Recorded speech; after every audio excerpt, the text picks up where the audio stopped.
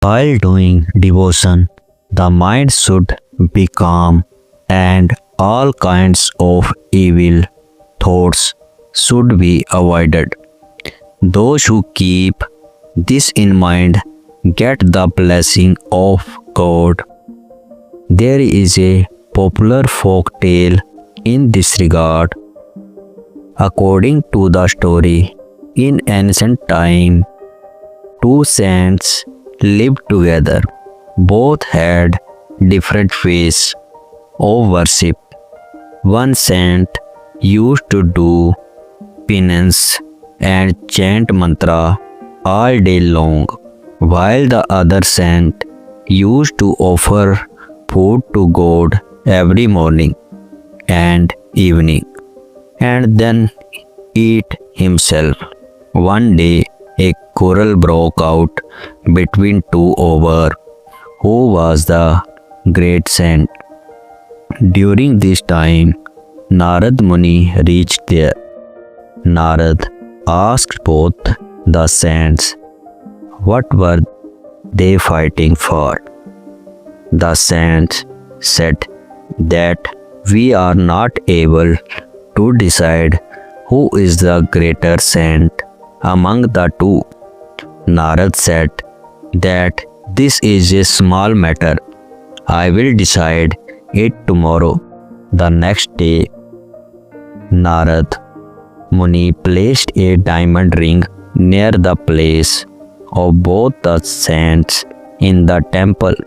The saint who was doing penance reached there first, saw one ring and quietly hid it under his seat and started chanting mantras.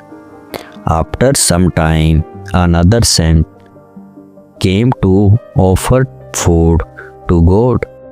He also saw the diamond ring, but he did not pay attention to the ring. He offered food to God and started eating food. He did not pick up the ring. There was no greed in his mind because he had faith that God will definitely arrange food for him every day. After some time, Naradji arrived there. Both the saints asked that now you tell who is the greater saint among us two. Narad asked the saint doing penance to stand up. As soon as the saint stood up, the ring hidden under his seat was visible. Narad Muni told him that among the two of you, the saint who offered food and then ate the food is the greatest.